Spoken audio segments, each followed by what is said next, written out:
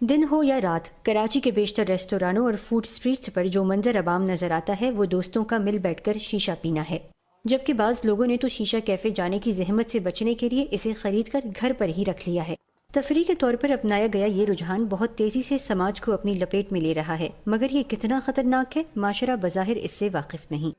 طبی ماہرین کہتے ہیں کہ شیشہ پاکستان کے گاؤں دیہات میں مقبول حقے کی جدید شکل اور ذائقہ دار تمباکو کا نام ہے۔ اسے جس تیزی سے سماجی قبولیت ملی ہے، یہ ایک انتہائی سنگین مسئلہ ہے اور اس کے اثرات بھی اب سامنے آنا شروع ہو گئے ہیں۔ ہم نے جو ریسرچ کی اس کے مطابق ہم نے دیکھا ہے کہ جو پیرنٹس اپروول ریٹنگ فار شیشہ از ویری ہائی، اس لیے کہ پیرنٹس کو یہ میسج دیا گیا ریسٹورانٹ اونر کی طرف سے کہ جناب اس میں تو صرف فلیورز ہیں، اس میں تو صرف فروٹس ہیں، اس کا کوئی نقصان نہیں ہے۔ حالانکہ یہ سوچنا چاہیے کہ اس میں نکوٹین کیوں رکھا گیا ہے۔ مقصد نکوٹین رکھنے کا یہ ہے کہ نوجوان اس کا عادی ہو جائے، اور ہمارے پاس اب ایسے نوجوان آ رہے ہیں کہ جو شیشہ سے ایڈکٹ ہو چکے ہیں کہ اس کے بغیر نہ وہ ایگزام دینے کے قابل ہیں، اس کے بغیر وہ پڑھ نہیں سکتے، اور ڈیلی ان کو شیشہ استعمال کرنا پڑ رہا ہے۔ کراچی کی گلی محلوں میں شیشہ کیفے کی تعداد بڑھتی جا رہی ہے۔ عموماً ایک شیشے کی قیمت 200 روپے سے شروع ہوتی ہے۔ سلطان غازی کا ایک چھوٹا شیشہ کیفے ہے جہاں صرف ایک دن کی کمائی تقریباً 10,000 ہے، اور کیفے کے مینیو میں 100 کے قریب فلیورز ہیں۔ 3 سال ہو گئے ہیں ماشاءاللہ اس کو۔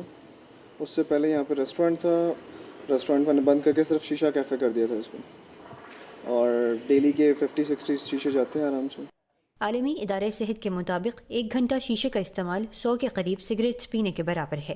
ڈاکٹر جاوید کہتے ہیں کہ انہوں نے کراچی سے شیشے کے مختلف فلیورز کے پیکٹس خرید کر امریکہ بھیجے ہیں، جہاں ماہرین نے تجزیہ کر کے ان میں نکوٹین اور ایسے خطرناک کیمیکلز کی نشاندہی کی ہے جن سے کینسر ہو سکتا ہے۔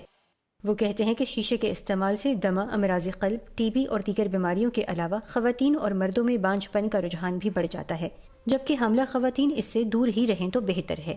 اس میں جو ریسرچ ہوئی ہے اس کے اندر کاربن مونوکسائڈ کی لیول بہت ہائی ہوتی ہے۔ آپ کو پتہ ہے کاربن مونوکسائڈ جو ہے بلڈ کے ذریعے سارے جسم میں پہنچتی ہے، اور وہ آکسیجن کو ہٹا کر کے ریپلیس کر دیتی ہے، تو دل کو بھی پھر آکسیجن کم جاتی ہے، دماغ کو بھی آکسیجن کم جاتی ہے۔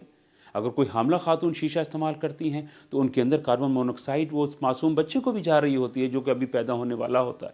اس کے علاوہ اس میں آرسینک، اس میں لیڈ، اس میں کوبالٹ، اس میں ٹار، اس کے علاوہ بے شمار اور کارسینوجنز جو ہیں شیشہ کے اندر پائے جاتے ہیں۔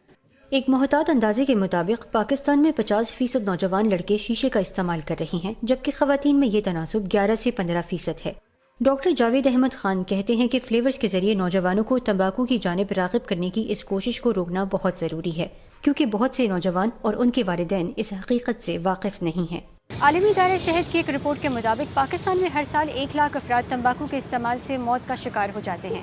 ڈاکٹر جاوید کا کہنا ہے کہ یہ اموات ٹریفک حادثات، خودکش حملوں اور ہر سال غیرت کے نام پر ہونے والی اموات سے کہیں زیادہ ہے، لیکن ذمہ دار اداروں کے لیے شاید ابھی یہ ایک سنجیدہ مسئلہ نہیں۔ پاکستان میں تمباکو نوشی کی روک تھام کے لیے قانون موجود ہے، اور رواں سال سندھ اسمبلی میں شیشہ پینے پر پابندی سے متعلق ایک قرارداد بھی منظور کی گئی ہے، لیکن ماہرین صحت کا کہنا ہے کہ اگر ان قوانین کے تحت نوجوانوں کی حوصلہ شکنی کی جاتی تو کراچی سمیت پاکستان کے بڑے شہروں میں شیشہ پینے والوں کی تعداد میں اس تیزی سے اضافہ نہ ہوتا۔ عائشہ خان، اردو VOA، کراچی۔